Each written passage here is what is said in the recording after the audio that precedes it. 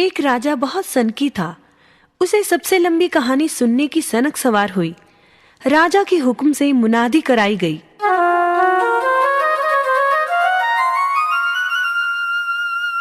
सुनो सुनो सुनो,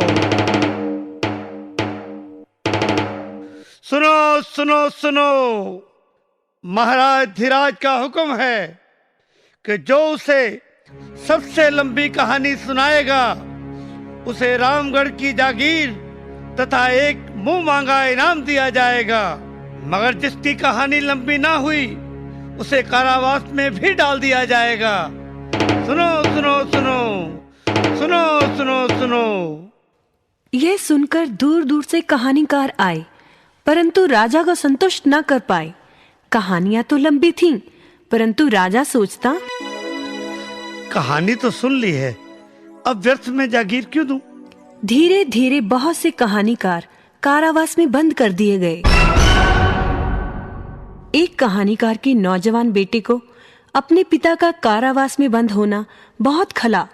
उसने राजा को सबक सिखाने का मन बना लिया और जा पहुंचा राज दरबार कहानी सुनाने के लिए।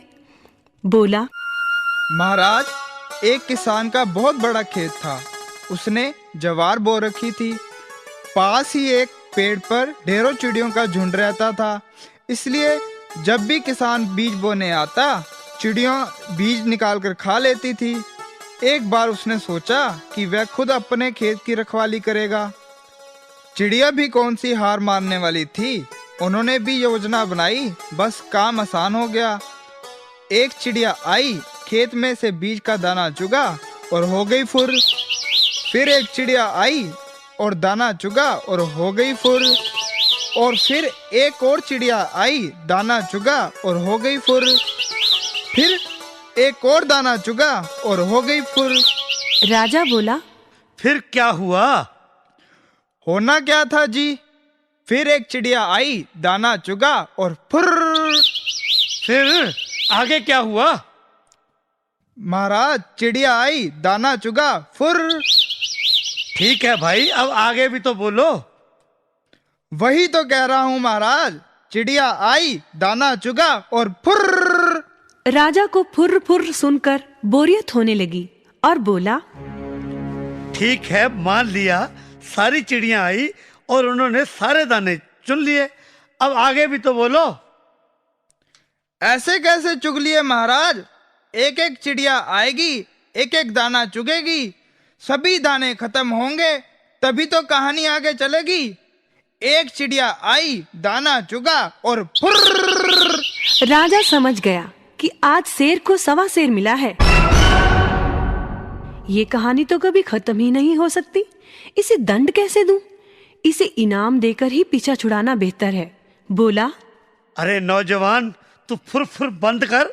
सचमुच तेरी कहानी सबसे लंबी है। तुम्हें रामगढ़ की जागीर इनाम में दी जाती है।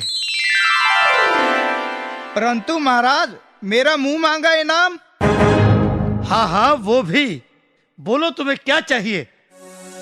मेरा इनाम यही है कि आप सभी बंद कहानीकारों को छोड़ दें। बिना बात किसी को सताना अच्छी बात थोड़ी ही है। इससे राजलक्ष्मी नाराज हो जाती है और देश और राजा दोनों ही नष्ट हो जाते हैं। मैं चाहता हूँ कि हमारे वतन पर ऐसी विपदा कभी ना आए। बात तो तुम्हारी ठीक है। हम हुक्म सुनाते हैं, सभी कहानीकारों को बादब छोड़ दिया जाए। ये युवक बहुत समझदार है। हम घोषणा करते हैं कि हम राजकुमारी का ब्याह इस युवक से करेंगे और हमारे बाद यही इस देश के महाराज होंगे।